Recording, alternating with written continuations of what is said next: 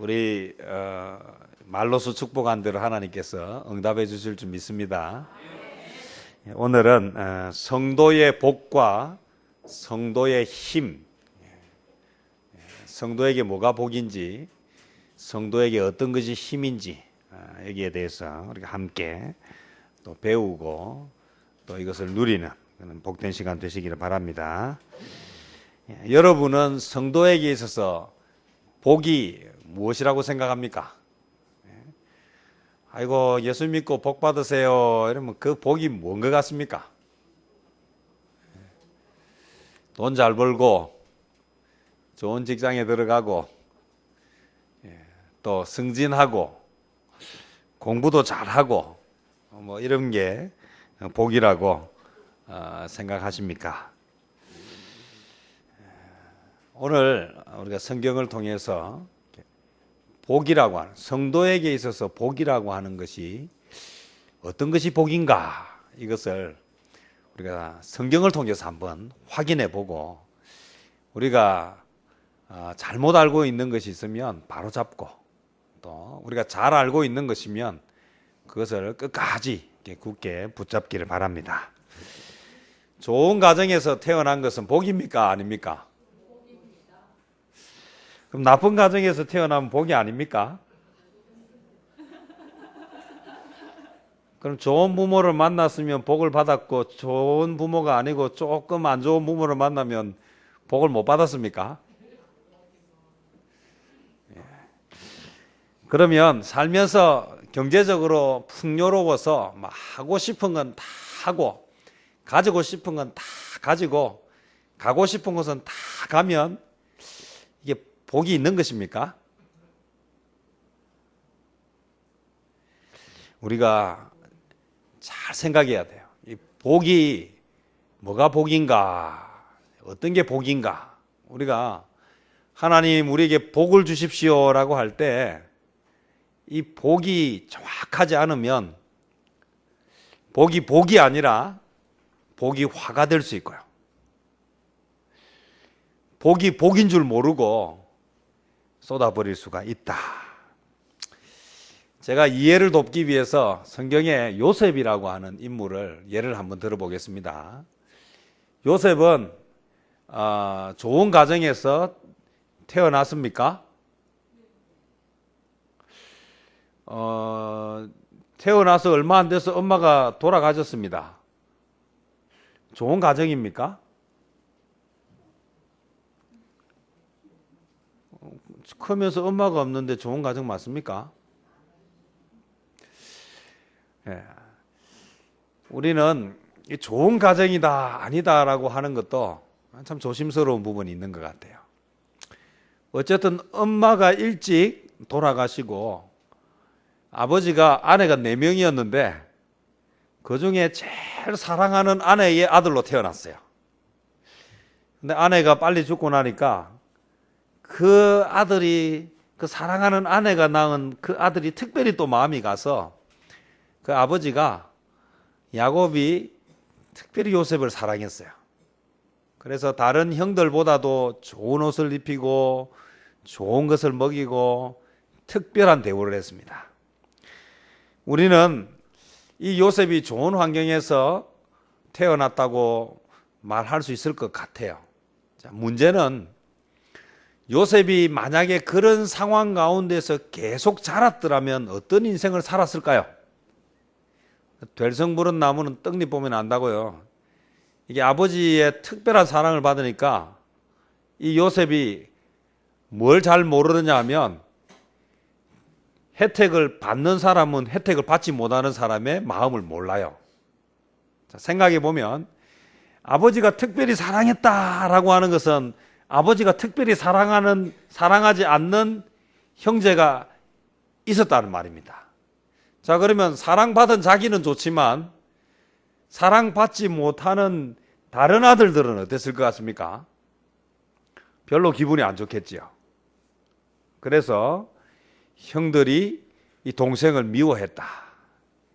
그런데 여기 사랑받고 이렇게 크면요, 우리말로 눈치가 없어가지고, 그래서 이게 뭔지를 잘 몰라요. 그래서 아버지한테 사랑받는 게 좋아서 아버지의 무슨 역할을 합니까? 아버지의 정탐꾼 역할을 하죠. 그래서 형님들이 어떻게 하는지 잘 보고 있다가 와서 뭐 합니까? 예, 고자질 따박따박하고, 그럴 때마다 그 아버지는 그 아들이 좋아가지고 예뻐가지고 선물도 주고 상도 주고 보너스도 주고. 요대로 자랐더라면 요셉은 어떤 인간이 됐을까? 저는 단언하지만 자기밖에 모르는 이기적인 인간, 그리고 형제 간의 관계가 더 악화일로를 걸었을 것이다. 그리고 그는 파파보이가 돼가지고 아버지 품에서 막, 왜냐하면 형들은 자꾸 미워했을 거예요. 그러니 아버지한테만 붙어가지고 살아가는, 스스로 세상에서 제대로 사람 구실을 하지 못하는 그런 아들이 될 가능성이 높았다. 우리는 좋은 옷을 입고 좋은 것을 먹고 아들 가운데에서 특별한 사랑을 받는 것이 이게 복이라고 말할 수 있는가? 요셉의 인생에 엄청난 시련이 왔습니다. 우리는 이제 이것을 이제 뿌린 대로 거둔다 그래요. 눈치 없이 아버지가 자기에게 잘해준다고 그게 지가 잘나서 그런 줄 알고 아나무인으로 살다가 형들의 미움이 극에 달하고, 그래서 형들이 동생을 어떻게 해버립니까? 종으로 팔아버리지 않습니까? 종살이 하러 애굽으로 팔려간 요셉의 인생은 복을 받은 인생입니까? 화를 받은 인생입니까? 복하고는 관계없는 것처럼 보입니다. 그런데 인생을 길게 보고 요셉의 인생의 전체를 보면 아버지 품에서 그렇게 자라는 것보다 애굽에서 종살이 하면서 온갖 박해와 구박을 서름을 받으면서 자란 그 시간이 요셉으로 하여금 남자가 되게 만들었고 요셉으로 하여금 큰 사람이 되도록 만들었습니다. 그럼 이 종살이가 복입니까? 화입니까? 여러분은 어떻습니까? 여러분 자식이 그저 잘 먹고 잘 입히고 잘 커서 그래가지고 어디 가서 사람 구실도 못하고 무슨 결정할 일 있으면 뽀로로 전화해가지고 아빠 어떻게 해야 돼? 이렇게 묻고 엄마 이때 어떻게 해야 돼? 이 선을 보내고 여자친구를 만나가지고도 여자친구가 이거 하자고 하는데 이거 해야 돼 말아야 돼 이렇게 따박따박 확인하고 이야기해주는 그런 아들, 그런 딸이었으면 좋겠습니까? 행복하시겠습니까? 참 잘 자랐다고 볼 때마다 마음이 뿌듯하시겠습니까? 복이라고 하는 것, 정확하게 알아야 돼요. 이거 정확하게 잘 모르면 이게 자식이 잘 되기를 바라서 한 일이 자식이 오히려 잘 못 되는 일들이 생긴다는 것입니다. 오늘 요셉이라고 하는 인생에 있어서 이 종살이만큼 요셉을 요셉되게 만들고 요셉을 위대하게 만든 시련이 없었습니다. 결론적으로 이야기하면 이 종살이는, 이 시련은 요셉에게 화가 아니라 복이었습니다. 맞습니까? 만약에 요셉이 종살이 하다가 어쩌다가 내 신세가 이렇게 됐는가, 그렇게 고향을 그리워하고 향수병에 걸리고 그래서 말도 잘 못 알아듣고 그래서 바보짓 하다가 종살이 하다 죽었어요. 그렇다면 요셉에게 이 종살이는 복입니까? 화입니까?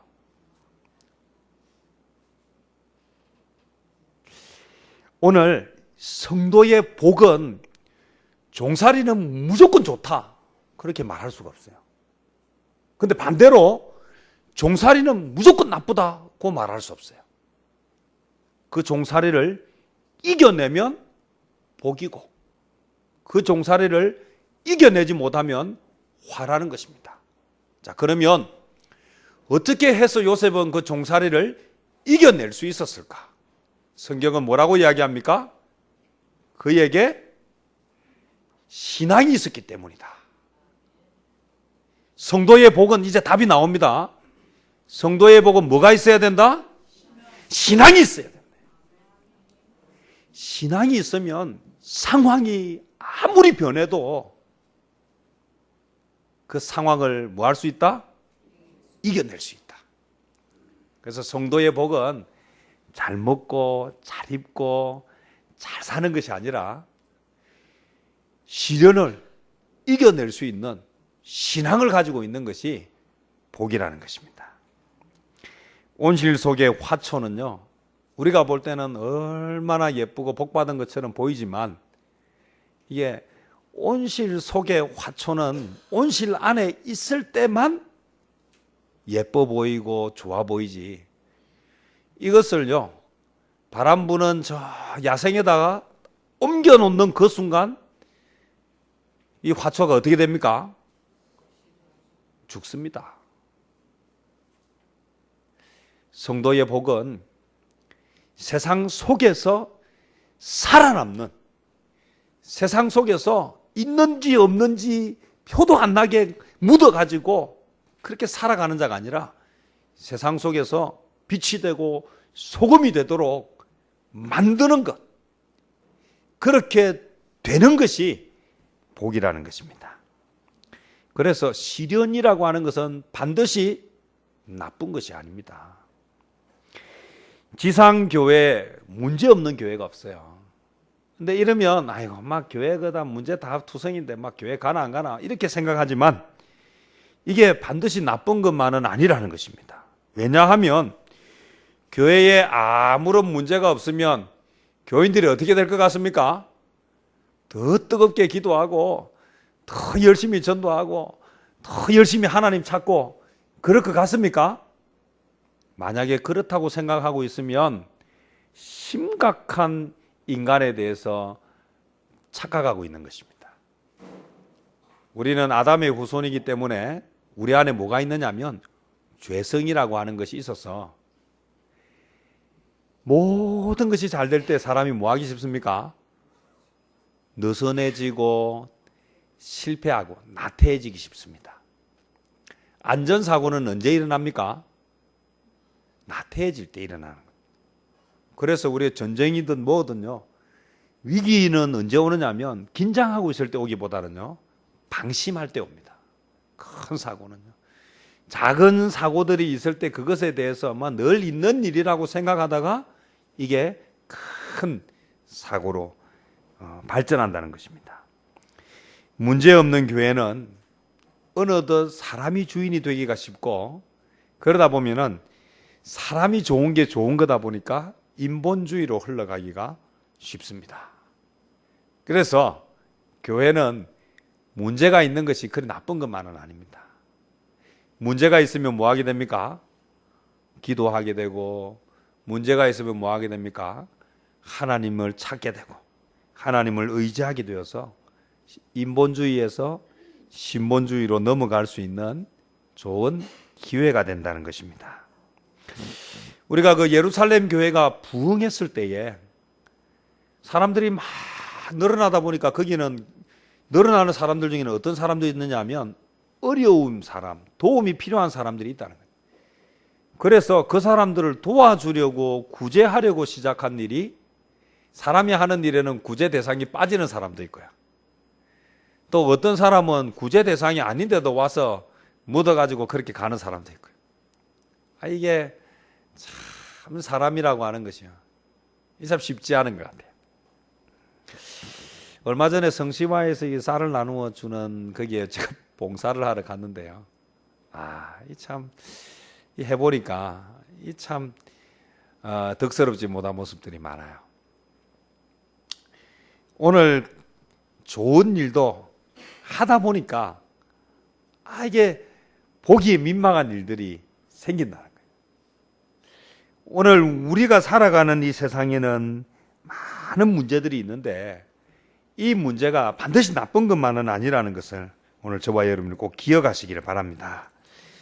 성경이 말하고 있는 죄라고 하는 것은요, 윤리 도덕적으로 잘못되었다, 잘됐다 이렇게 판단하는 것이 아닙니다. 성경이 말하고 있는 죄는 방향성을 이야기하고 있습니다.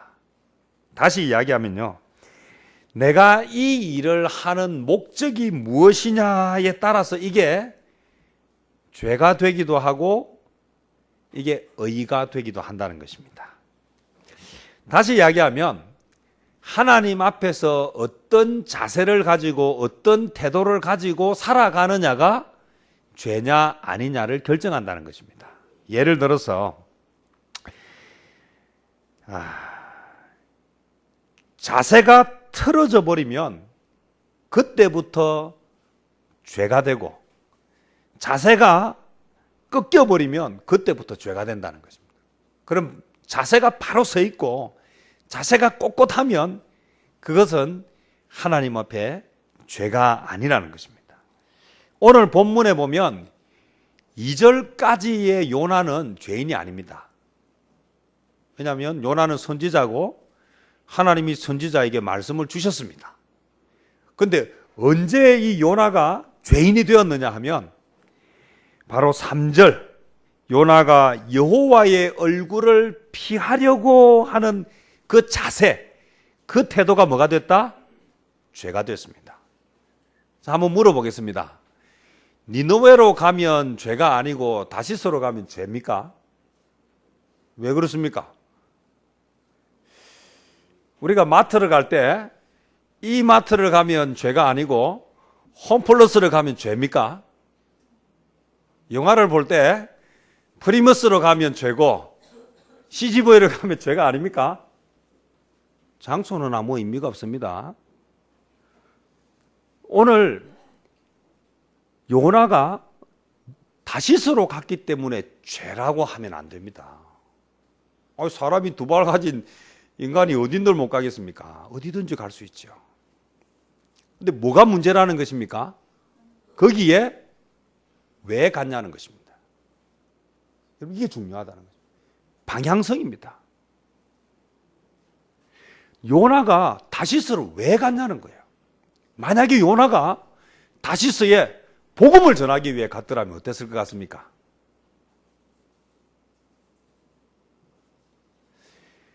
오늘 죄가 되는 것은 그가 여호와의 얼굴을 피하려고 간 곳이 다시스라는 거죠. 그리고 다시스가 아닌 그 어떤 곳으로 가더라도 그것은 다 뭐가 된다? 죄가 된다는 것입니다. 오늘 저와 여러분 어디를 가든지 무엇을 하든지 그 의도가 무엇이냐에 따라서, 제가 보니까요, 열심히 특심인 사람들은요, 봉사도 열심히 해요. 그런데 제가 보니까 사기꾼도 열심히 해요. 그 열심히 하는 목적이 달라요. 이게 마음이 좋은 사람은 봉사를 할 때 정말 돕고 누군가에게 도움을 주는 것이 좋아서 열심히 하는데, 사기꾼은 열심히 하는 이유가 뭐 하려고 열심히 합니까? 사람들의 마음과 환심을 사가지고 결정적으로 뭐 하려고요? 사기치려고. 제가 보니까요, 이 제비들이요, 여자한테 열심히 잘해요. 왜 그렇게 열심히 잘합니까? 그래가지고 나중에 뭐 하려고요? 사기쳐서 한몫 탁 빼앗어 그래요. 자, 무엇이 문제라고요? 의도가 문제, 방향이 문제다. 에덴 동산의 하와가요, 에덴 동산에 살 때 마음껏 먹고 그래 살 때는 참 좋았습니다. 그런데 언제 문제가 생겼습니까?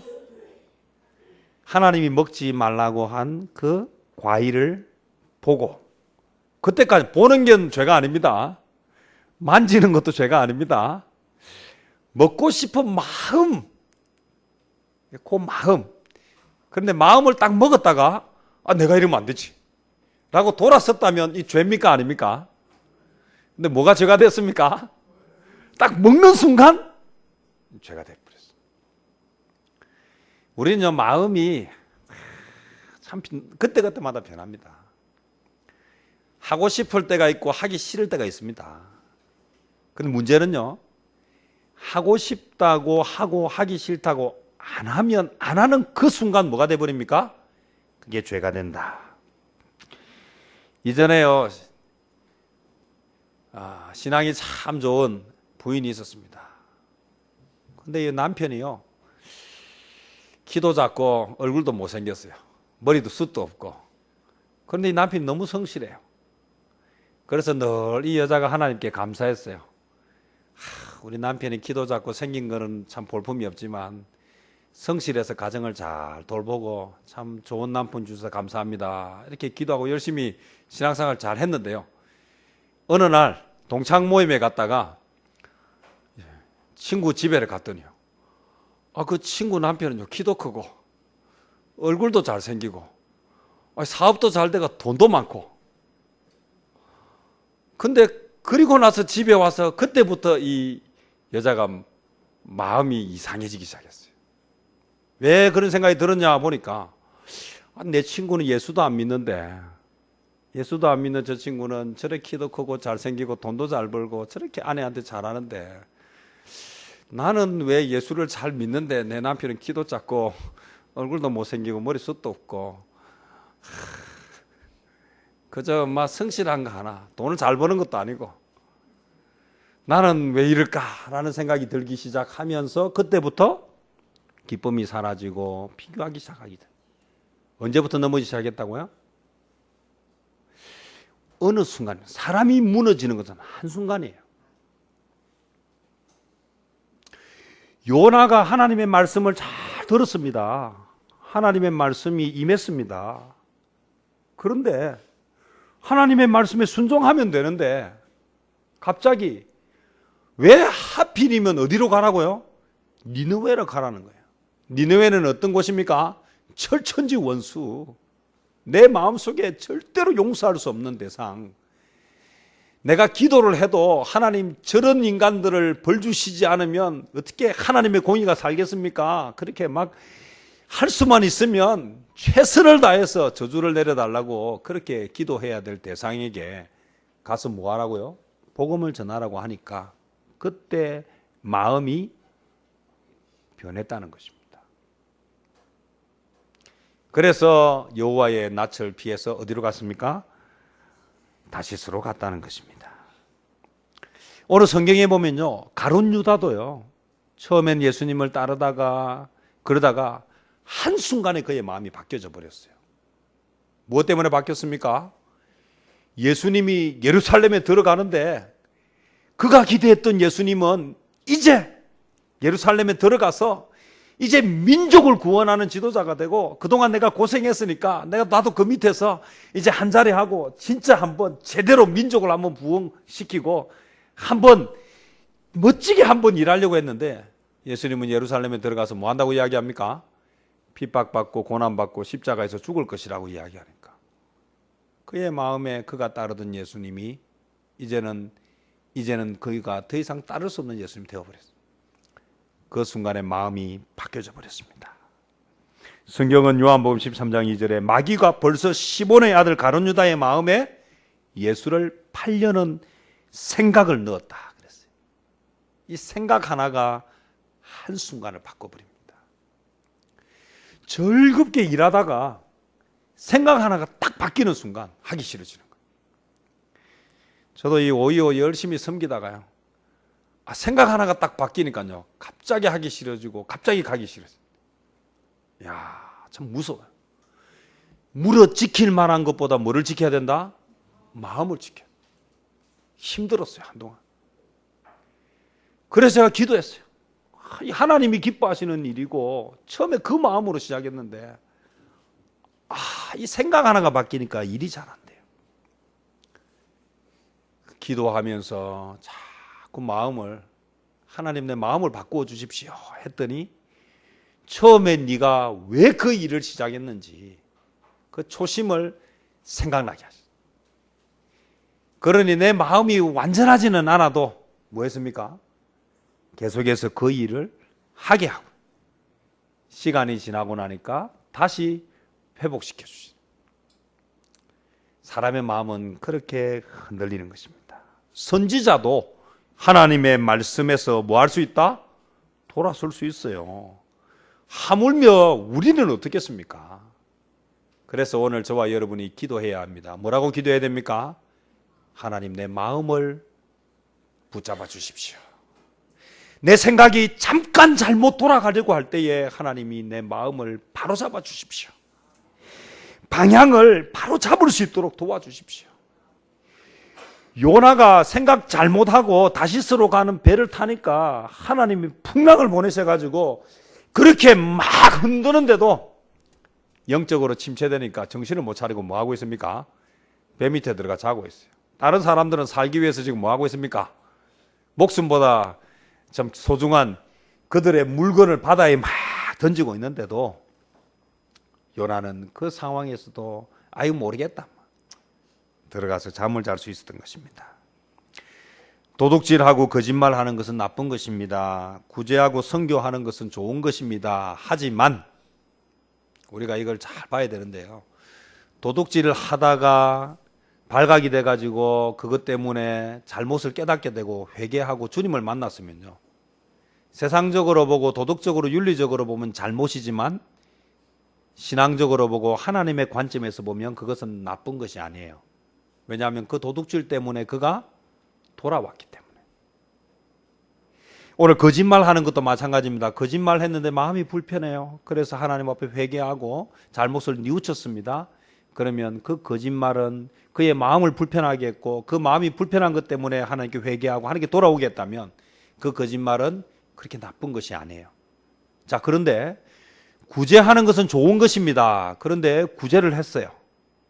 그런데 아이고 저 사람이 구제를 많이 했어요. 사람들이 칭찬하기 시작하면서 나도 모르게 그것이 내가 한 것처럼 되고 내가 높아지기 시작하고 그래서 내가 교만해지기 시작한다면 그 구제는 오히려 그에게 득이 아니라 실이 되고 복이 아니라 화가 된다는 거예요.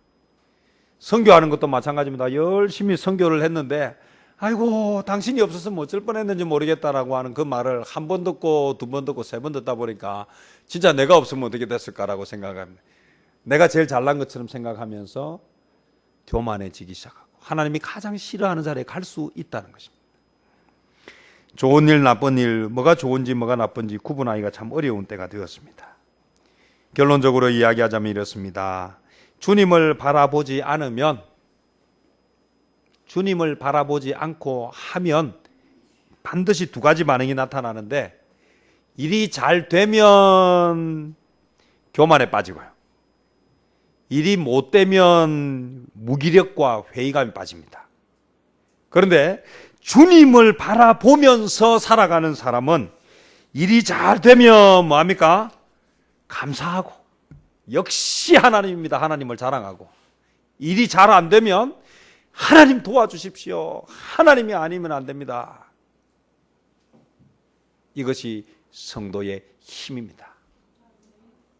오늘 저와 여러분 꼭 기억합시다. 성도의 복은 일이 잘 되느냐 안 되느냐가 아니라 하나님 중심으로 하나님 바라보면서 가면 일이 잘 될 때에 감사하고 안 될 때에 하나님을 더 의지하고, 그래서 나는 하나님이 필요해라고 하게 되기 때문에 일이 잘 되든 안 되든 하나님께로 방향을 맞추기 때문에 복이 되고, 그러나 오늘 하나님을 바라보지 못하면 잘 되면 교만하고 안 되면 좌절하고 절망하고 원망하면서 인생을 망친다는 것입니다. 기르던 개를 잃어버렸다고 생각해 보십시오. 어떻게 할 것 같습니까? 기르던 개를 잃어버리면 너무 마음이 아픕니다. 개를 찾는다고 열심히 노력을 할 거예요. 그런데 얼마 동안 할 것 같습니까? 일주일 정도는 할 것 같아요. 한 달, 1년 하겠습니까? 그러면 기르던 자식을 잃어버렸습니다. 어떻게 할 것 같습니까? 이건 평생을 갑니다. 우리는 하나님의 자녀입니다. 하나님은 우리를 결코 포기하지 않으십니다. 성도의 힘은 어디서 나오느냐 하면, 혹시 내가 잘못해도, 혹시 내가 실수해도 하나님은 나를 포기하지 않으신다는 것입니다. 탕자가 돌아왔을 때 왜 하나님이 받으셨습니까? 자식이기 때문에. 이게 중요한 답입니다. 만약에 주인의 재산을 훔쳐서 도망갔던 종이 돌아왔습니다. 어떻게 할 것 같습니까? 죽입니다. 그건 절대로 살리지 않습니다. 무엇 때문에 그렇습니까? 종이기 때문에, 자식이 아니기 때문에. 오늘 저와 여러분, 우리의 힘은 어디에 있다? 우리는 하나님의 자녀라는 것입니다. 믿으십시오.